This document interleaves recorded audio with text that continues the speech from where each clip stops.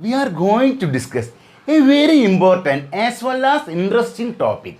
Sinusoidal steady state analysis. We will start with basics and we will solve 8 questions related to this topic. A sinusoid means either a sine or a cosine function.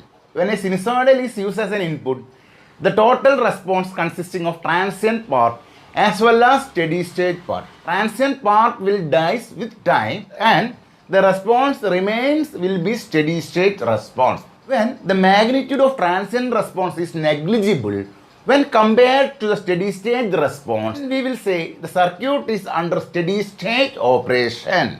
The input may be voltage or current.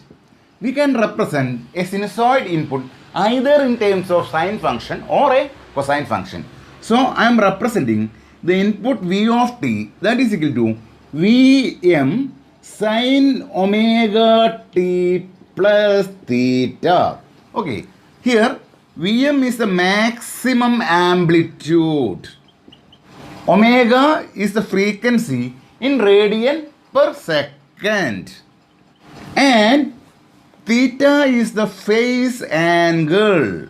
This omega is the angular frequency in radian per second. And this omega t plus theta is called argument of the sinusoidal. Omega is equal to 2 pi f. And f is the frequency in hertz. Relation between f and time period t is f is equal to 1 by t, where t is the time period in second. So we can write omega is equal to 2 pi by t, or the time period t can be represented as 2 pi by omega, this much seconds. So RMS value of this sine wave, that is Vrms, that is equal to Vm divided by root 2. This is usually indicated by capital letter V. Sine 180 plus omega t, this is equal to minus sine omega t, and sine 180 minus omega t, this is equal to sine omega t, since this is lying in the second quadrant. This is negative since sine 180 plus omega t is lying in the third quadrant. And we can write this as sine of, I am taking a minus outside, so minus of omega t minus 180. This is equal to sine omega t. Now, sine of minus theta, this is equal to minus sine theta. So, using this property, we can write this is equal to minus of sine omega t minus 180. So, this minus can be taken outside. So, this is equal to minus of sine omega t minus 180. This is equal to sine omega t, or sine omega t minus 180. This is equal to minus sine omega t. Okay, we can write this as sine omega t plus 180. This is equal to sine omega t plus 180. That is equal to minus sine omega t. And sine omega t minus 180, that also is equal to minus sine omega t. So, we can write sine omega t plus or minus 180, that is always is equal to minus sine omega t. This is one of the important identity we are using in circuit analysis. Now, we can write cos 180 plus omega t. This is lying in the third quadrant. So, this is equal to minus cos omega t. Cos 180 minus omega t. This is in second quadrant. This is also equal to minus cos omega t. We can write this as cos of minus. I am taking this minus outside. So, this becomes minus of omega t minus 180. This is equal to minus cos omega t.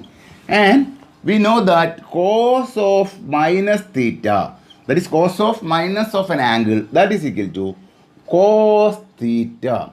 So using this identity, we can write this is equal to cos omega t minus 180.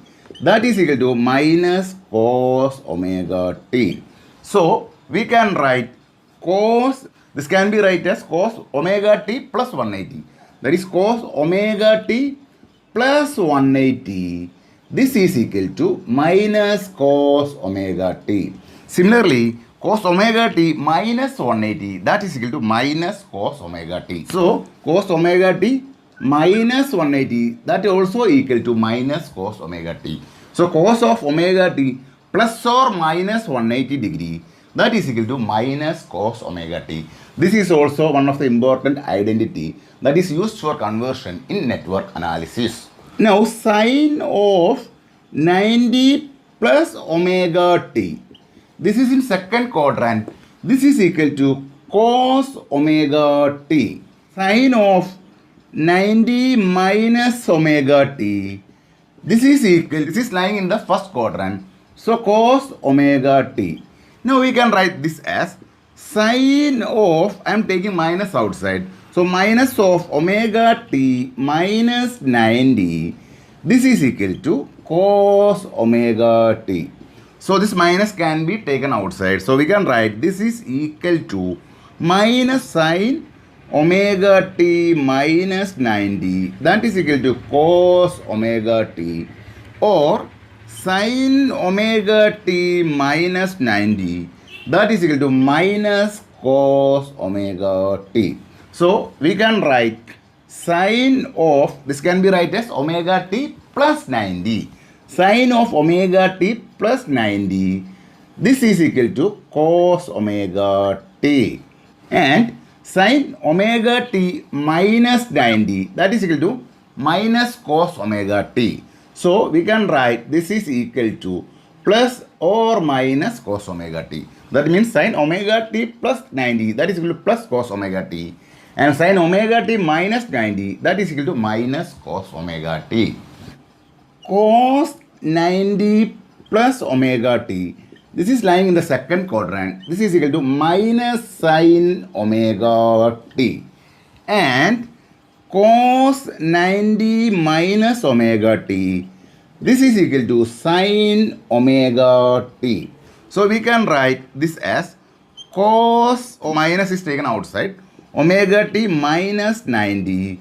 This is equal to sine omega t. Cos of minus theta is equal to cos theta. So cos of omega t minus 90, that is equal to sine omega t.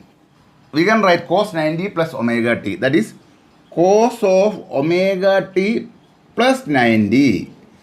This is equal to minus sine omega t.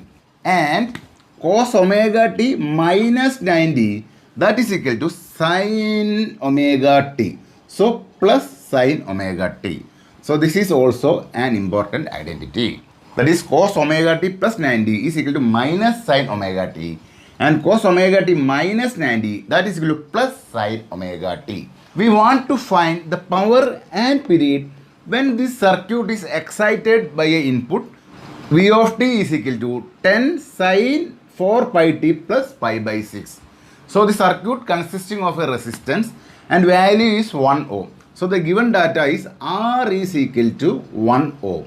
From this input, maximum amplitude Vm is equal to 10 and frequency is equal to 4 pi radian per second and phase angle theta is equal to pi by 6. Okay, now we want to find power.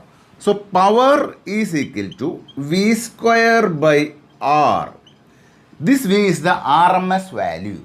So RMS value V is equal to Vm divided by root 2. So that is equal to 10 divided by root 2. So we can write this is equal to 10 divided by root 2 the whole square divided by R. So R is 1. So this is equal to 100 divided by 2 or is equal to 50 watt. So power is 50 watts. Now we want to find time period. We know that omega is equal to 2 pi by t.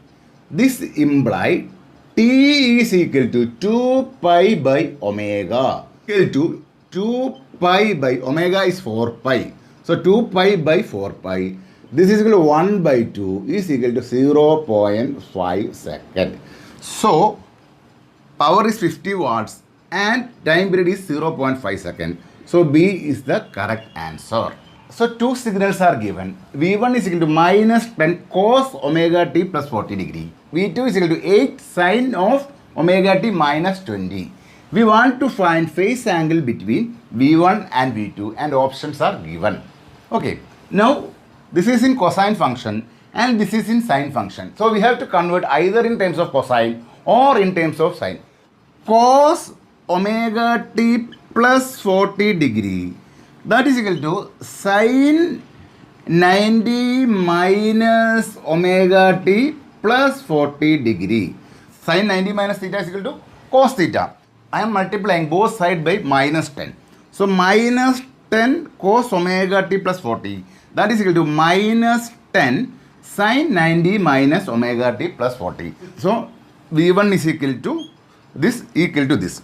We can write this term, that is equal to minus 10 sin of minus omega t plus 40 minus 90 degree. So we can write this is equal to minus 10 into minus 1, that into sin of omega t plus 40 minus 90, that is minus 50 degree. This is equal to minus 10 into minus 1, that is 10 sin omega t minus 50 degree. Now we want to find the phase angle between V1 and V2. Phase angle of V1, that is phi 1, that is equal to minus 50 degree. So phase angle of V2, that is phi 2 is equal to minus 20 degree. So phase angle between V1 and V2, that is minus 50 minus of minus 20, that is equal to minus 30 degree. Okay. So we can say phase angle is 30 degree. Phase angle between V1 and V2, that is minus 30. So phase angle between V2 and V1, that is 30 degree. So V2 leads V1 by 30 degree. This is V1 and V2. The phase angle is 30 degree. So V2 leads V1 by 30 degree. So option A is right option. In the next session that will be uploaded soon, we will discuss about the complete concept of phases and time domain and frequency domain representation of circuit elements and the previous year's gate problems related to these topics. Okay, thank you. Bye.